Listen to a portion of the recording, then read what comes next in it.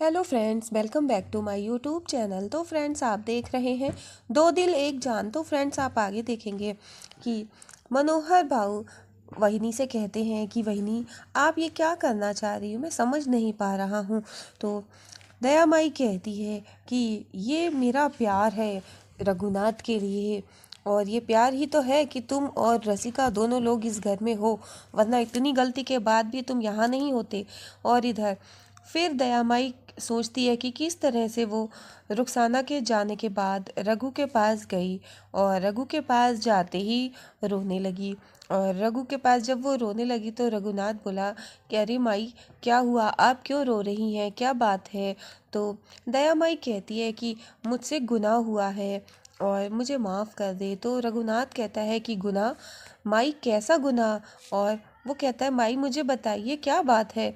तो दया माई कहती है कि तू जानता है कि उस अंतरा ने मेरे दोनों बेटों के साथ क्या किया, प्यार तुझसे किया और शादी उससे, और अब तू तड़प रहा है और वो रंगरलियां मना रही है। मुझे नहीं देखा जाता, इसीलिए मैंने ये सब किया। मैंने वो जहर लिया, मैंने सोचा ये बार बार का तड़पाना मैं ख़त्म करूं, और इसी वजह से मैं उसको मारना चाहती थी। मैंने उसके दूध में जहर मिलाया।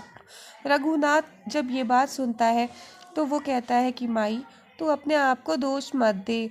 मैं हूं ना तेरा रघुनाथ, और मैं तो अनाथ था, रोड पे पड़ा था, मेरा कोई वजूद नहीं था। तू मुझे वहां से उठा के लाई और मुझे प्यार दिया, मुझे अपना बेटा बनाया। मेरी ज़िंदगी पर तेरा हक है, अगर तू मुझे मार भी देगी तो भी मेरी मौत तुझे माफ़ है। और दया माई कहती है कि बेटा मुझे माफ़ कर दे, मुझसे बहुत बड़ी गलती हो गई। तो रघुनाथ कहता है कि माई, तू अपने आप को दोष मत दे, जो कुछ भी हुआ तू भूल जा उसको, और मेरे साथ जो कुछ भी हुआ और वो सब तुझे माफ़ है, तू मेरी माई है। और ये सब बातें दया माई सोचती है कि कैसे उसने ये सब किया। मनोहर भाऊ कहते हैं कि माई मान गए आपको, वहिनी ये आप ही कर सकती हो, और आपका और रघुनाथ का प्यार तो देखने लायक है। तो दया माई कहती है कि मेरा प्यार आप लोगों के लिए भी तो है, आपके और रसिका के लिए, तभी तो आप दोनों लोग यहाँ पे रुके हो, और हटो यहाँ से। इतना कह के फिर वो वहाँ से चली जाती है। मनोहर भाऊ कहते हैं आपके प्यार से तो भगवान बचाए। इधर फिर रघुनाथ को दया माई उसके कमरे में बुलाती है। वो कहता है कि माई, तो वो कहती है दया माई कि आ जाओ, और रघुनाथ को बैठालती है। और फिर दया माई कहती है कि रघुनाथ लाओ अपना हाथ दो। वो उसका रुमाल खोलती है और पट्टी बांधने के लिए उसका हाथ साफ करती है। वो ये कहती है कि रघुनाथ, तुम जानते हो मैं तेरी माई हूँ, और अपनी माँ से बच्चे का दुख छुपाए नहीं छुपता। तू कितना भी अपनी चोट को छुपा ले, लेकिन दर्द नहीं मुझसे छुपा सकता। और वो पट्टी बांध देती है, फिर खाना खोलती है। वो कहती है कि रघुनाथ ये खाना तो, रघु कहता है कि माई आपने खाना नहीं खाया। तो वो ये कहती, ये खाना मैंने तेरे लिए मंगवाया है, और तू ये खाना मेरे सामने खा, नहीं तो मैं खिलाती हूँ।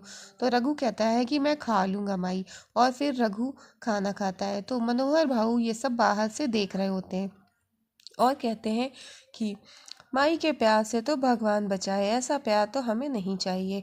और इधर सत्या सुबह तैयार हो रहा होता है, और वो देखता है कि शीशे में कि ये अंतरा अभी तक सो रही है, और ये मेरी जान को क्या हो गया, वरना तो 8 बजे तक उठ जाती है, चाय ले आती है, आज अभी तक कैसे सो रही है।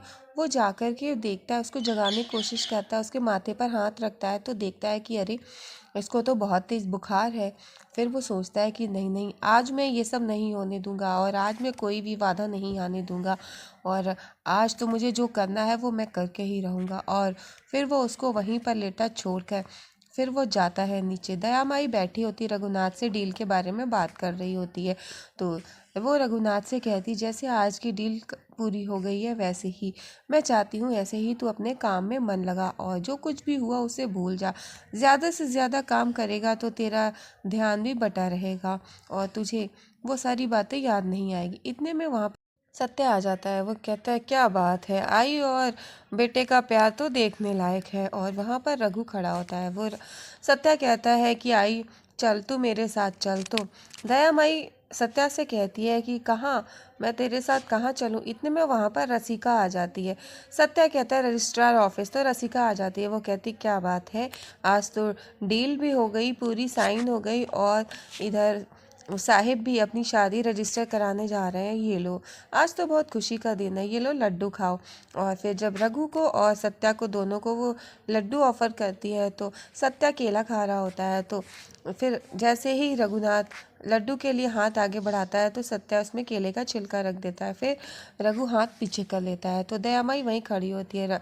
सत्या कहता है कि आई चल और मेरे साथ रजिस्ट्रार ऑफिस चल, और वो कहता है रसिका से कि अंतरा को समय से भेज देना तैयार करके। फिर इधर रघु किचन में जाता है अपने लिए पोहा लेने, तो पीछे से अंतरा भी उठ करके जाती है। अंतरा को बुखार होता है, वो चल नहीं पा रही होती। रघु पीछे देखता है लेकिन वो अपना प्लेट में पोहा डाल के फिर वो ले जाता है और अंतरा वहीं पर खड़ी होती है।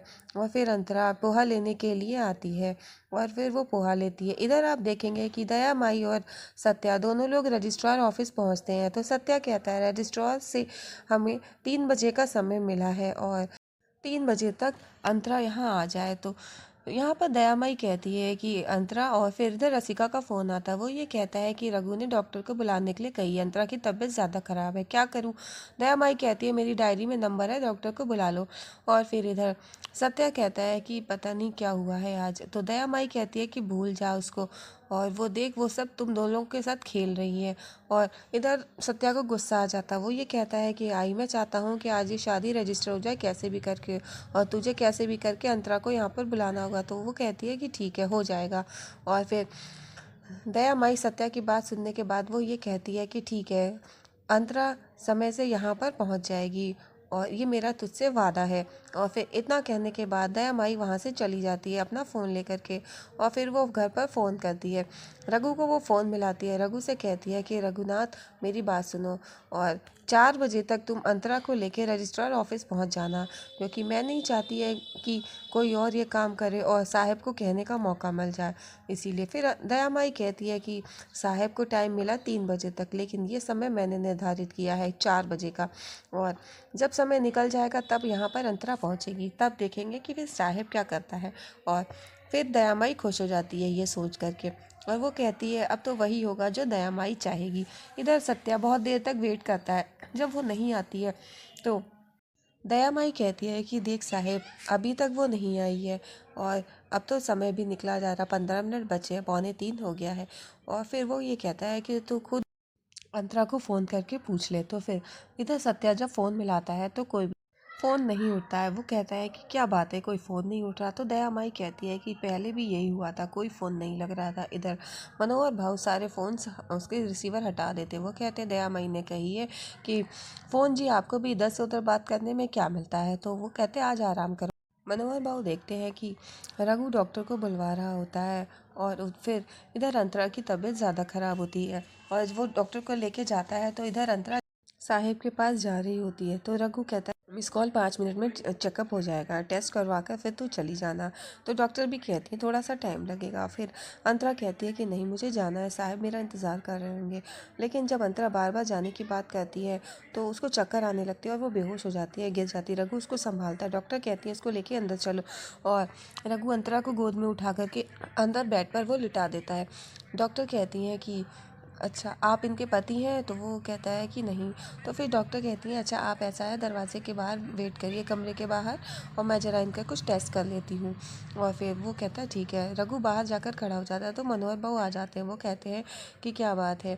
तो रघु कहता है कि आप यहाँ। तो मनोहर बाबू कहते हैं कि हाँ, घर की बहू की तबीयत ख़राब है तो चिंता तो होएगी। और फिर उसके बाद मनोहर भाऊ चले जाते हैं। डॉक्टर अंतरा से कहती है कि घबराने की कोई बात नहीं, मुझे लगता है खुशखबरी है। तो अंतरा ये सुन के हैरान हो जाती है। वो कहती नहीं डॉक्टर, ये बात किसी को मत बताना जब तक कंफर्म ना हो जाए, प्लीज़ डॉक्टर। और इधर जब सत्या ये सब पता कर रहा होता है कि अंतरा क्यों नहीं आ पा रही है तो उसको काफ़ी टेंशन होती है। दया माई कहती है कहीं ऐसा तो नहीं है, आज तू बाहर है, आज फिर उन दो आशिकों को साथ में रहने का मौका मिल गया है। और इधर सत्या को गुस्सा आ जाता है और सत्या काफ़ी परेशान होता है। दया माई सत्या को भड़का रही होती है और सत्या फिर से सोचने लगता है कि कहीं सच में तो ऐसा नहीं है। और दया माई से सत्या कहता है कि आई तू बस इतना कर कि तू अपने बेटे की खुशी में खुश रहे, यही सही है। अगर आज तेरी कहीं बात सही हुई, रघुनाथ और अंतरा दोनों साथ में उनके बीच कुछ हुआ, तो मेरा सर तेरे कदमों में होगा। दया माई कहती तेरा सर तो मुझे सिर्फ आशीर्वाद के लिए चाहिए। और फिर इधर डॉक्टर जब जा रही होती है, कमरे से बाहर निकलती है तो रघुनाथ पूछता है, तो वो कहती है सब ठीक है और कुछ थोड़ी सी वीकनेस है, मैंने ब्लड सैंपल ले लिया है, फिर टेस्ट करके सब पता चल जाएगा। सत्य आ जाता है। सत्य कहता है कि तू रघुनाथ यहाँ से जाएगा नहीं, तू आज भी मेरी बीवी के कमरे के बाहर खड़ा इर्द गिर्द यही मंडराता रहता है। डॉक्टर जब जाने लगती है, सत्या पूछता है क्या हुआ। वो कहती है मैंने इन्हें सब कुछ बता दिया है। तो वो कहता है कि मैं उनका पति हूँ, मुझे बताइए। तो डॉक्टर कहती है घबराने की कोई बात नहीं है, मैंने सैंपल ले लिया है, सब ठीक हो जाएगा, सब पता चल जाएगा। लेकिन जहाँ तक कि मुझे लगता है कि अच्छी न्यूज़ होएगी। और फिर ये कहकर वो चली जाती है। डॉक्टर इधर सत्या खड़ा होता है तो अंतरा निकल के आती है। अंतरा कहती साहब मैं आ ही रही थी तो तब खराब हो गई, इस वजह से नहीं आ पाई। तो सत्या हाथ दिखा देता है और सत्या गुस्से में फिर वहाँ से फिर वो चला जाता है। रघुनाथ और अंतरा खड़े रह जाते हैं। तो अंतरा रघु से कहती है कि तुम मुझे कुछ देर अकेला छोड़ दो। और जब वो जाने लगता है तो अंतरा को उल्टी आने लगती है और अंतरा अपने आप को संभालती है। और रघुनाथ अंतरा को उल्टी करता देखकर उसके मन में कुछ सवाल आ जाते हैं और वो अंतरा को देख के रह जाता है। अंतरा को उल्टी आ रही होती है। अंतरा और उल्टी के चक्कर में कमरे में भाग